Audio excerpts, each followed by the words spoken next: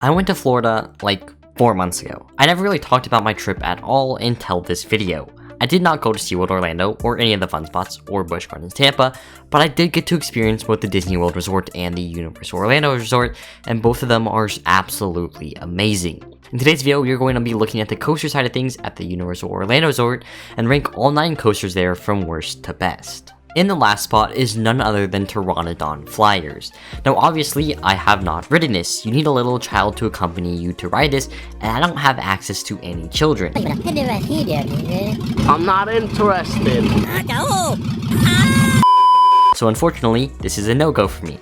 Now the ride experience itself is a scenic view of the Jurassic Park area of the land, and yeah, it doesn't pull good forces, it doesn't do anything amazing, however, it looks to be a solid ride just because of the view.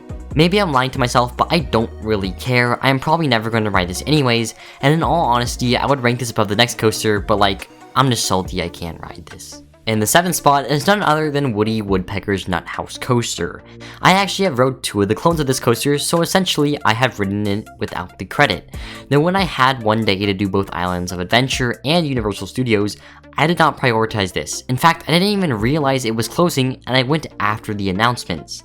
So in the past couple of months, I have sat on the sidelines and watched the whole entirety of Kid Zone get demolished, except for the coaster, and I did breathe a sigh of relief, because I will get back to Universal, I will get this credit, and yes, it will make me feel a touch more complete than I was before. Before we get to the number 6 coaster, I just want to make a disclaimer that High in the Sky Swoosh Trolley Train Ride is not a coaster. I have no idea why it's not a coaster, it just is not a coaster. The logic makes absolutely no sense. Powered coasters are coasters. This is a powered coaster, except it's not a coaster. Makes sense? Like I said, 0 cents, but I'm just gonna roll with RCDB and say this is not a coaster as well. In the 6th spot is Flight of the Hippogriff at Islands of Adventure. Now this is yet another Vekoma Jr. coaster. Nice selection on rides, Universal. However, this is the bigger and badder model, and I have somehow managed to have not ridden a clone of this. So walking on, this was a whole brand new experience for me, and god, I hated it. We had Express this day, and it took like 45 minutes to ride this. I mean, I did go during Christmas time, but nothing else was close to this long of a wait with Express. And when I got on the ride, I was not satisfied, and when I got off the ride, I was not satisfied. This is a waste of time, except for the addition of a +1 that I so desperately needed. My only comment on the ride is that the restraints are utter dog water, and the nets are so pointless and unnecessary and uncomfortable, it just is quite a goofy experience. The 5th spot is where we start to get to real coasters, and now I introduce to you Hollywood Rip Ride Rocket. Wow. I have heard that this is a polarizing coaster. I have heard of Airtime Thrill's objectively wrong opinion, and I have had both a really good ride and a really bad ride, and I'm still tore open on how to rank this. My first ride was a little shaky. Very tolerable, but shaky. My second ride was straight headache-inducing roughness, so I have no idea how this works. It can land really anywhere in the spectrum. Then when I was going through my Orlando trip, I took a ton of notes because I knew I was going to forget everything I did, and you want to know what my notes say? This coaster has more airtime than velocicoaster. What? What the fuck? This might be a straight controversial opinion, but I truly felt that Hollywood Rip Ride Rocket had more airtime than velocicoaster. The first drop gives floater, the whole entire duration of the dive loop gives floater, every drop off, every mid-course gives floater. It's pretty insane. Additionally, the vertical lift is amazing, just like every vertical lift, and I think it's better than hang times in my opinion. And for those of you who care, the song choice I selected was I Will Survive and Float On. Definitely not crowd favorites, but I don't like rock music and most of the selection is rock music. So yeah, good ride, a little rough, number 6 spot. In the number 5 spot is Revenge of the Mummy. Now I enjoyed this coaster, that's about as far as I will say. The theming is spot on, the fake out station is absolutely amazing, but I just find this coaster section to be utterly lacking. I recently had the opportunity to compare this to Hollywood's version, and it's nowhere close. The coaster section in Hollywood is infinitely better. This coaster's backwards launch is absolutely pathetic. I'm pretty sure it's LSM's, but it feels like a lift hill or drive tires, so it's so incredibly weak. The Hollywood counterpart has better launches and even a few pops of airtime, and this is enough to outweigh the added show scenes on the Orlando version. I mean, I love the fire, the mummies popping off, I love the drop out of the fake station into the mist, but yeah, it just doesn't cut it for the coaster section, and for that reason, it falls into the number 5 spot. Next up is Harry Potter and the Escape from Gringotts. This is a super solid dark ride. I have to agree with most of the people Common's thoughts. This is not really a coaster, it's a glorified dark ride, yet it sits super high up in my rankings and sits above Revenge of the Mummy. Why is that? Well, in a ride, I view the whole experience from entrance to exit, and I love theming. The theming is what takes this coaster into a whole new world for me. Harry Potter was my childhood, so I do have a lot of nostalgia with it, and I love the IP in general. The queue line for this ride is by far the best queue line I have ever waited in. With the pre-shows and the immersiveness of the environment, I truly felt like I was 100 feet deep underground.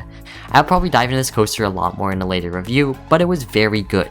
The tilt track and the screens and the storyline and the fast-paced movement all immerse you in one cohesive ride perfectly. My one complaint is I don't like wearing glasses on a roller coaster, and I just feel like they're gonna fall straight off my head. Besides that, very solid roller coaster, though it feels much more like a dark ride with coaster elements than a coaster with dark ride elements. Starting off our top 3 is the Incredible Hulk coaster. Going into this ride, I wasn't expecting to like it as much as I did. It's intense, filled with positives, and like it's really just not my style. When I came off of it though, I was very satisfied. The first thing that blew me away was the drive tire launch. I was like, hey, this is drive tires. There's no way it's going to be remotely powerful at all. When the launch kicked in, I was like, wow, it does have a little kick in it. It feels like an LSM launch, except it's literally drive tires. The 0G roll out of the launch is by far the best element, and really every element hits with good positive Gs. The second half does lose the momentum and it's a little toned down, but hey, it's still a solid ride. I absolutely loved the onboard soundtrack, except I wish the speakers were placed in the seats or the music was a bit louder because I can barely hear it over the people screaming. Nevertheless, the Hulk is a solid B&M sit-down that has an amazing queue, pulls very good forces, and somehow lands in my top 5. In the number 2 spot is Hagrid's Magical Creature Motorbike Adventure. I still can't get over how long the name is. Just name it Hagrid's Magical Adventure, or whatever. It's a bit long to read out of the top of your mouth, and everyone just calls it Hagrid's anyways. This is obviously a very good coaster. I mean, it's the coaster with the most launches in the entire world. It better be good. More than the coaster itself, I'm in love with the technical side of this with all the switch tracks, backwards cycles, and drop tracks. It's just so cool. Of course, the theming is top notch, the onboard audio fits, and it's an amazing night ride. This is a family coaster. The launches aren't too kicky, no major forces are pulled, it's just about a fun, smooth, long ride. The drop pack and backward section add some variety, and since I'm a sucker for both theming and the Harry Potter IP, you can guarantee this is ranked high for me.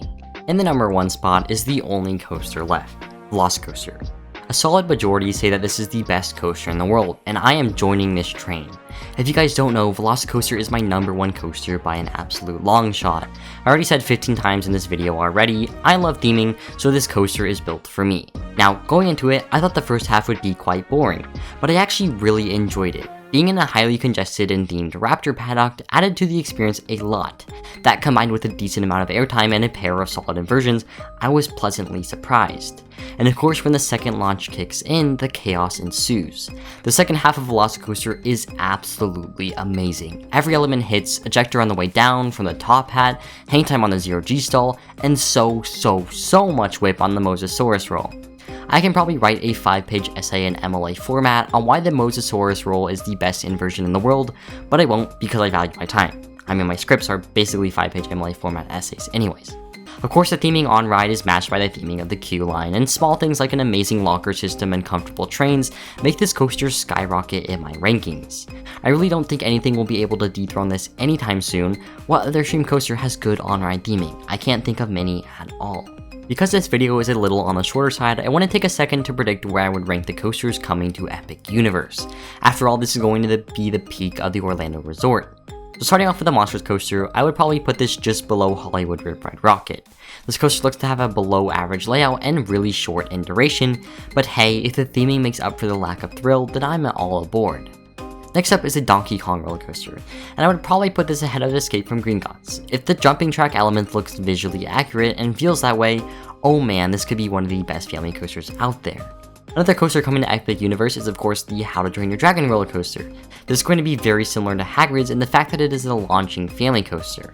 However, I'm going to put this just below Hagrid's because I'm not really a fan of How to Train Your Dragon's franchise, and like, how are you going to dethrone Hagrid's? And of course, the major coaster is Starfall Racers, and I am actually going to put this 1 spot below Velocicoaster. Honestly, if the launches kick on this coaster and the layout is taken with speed, it has the possibility to be elite.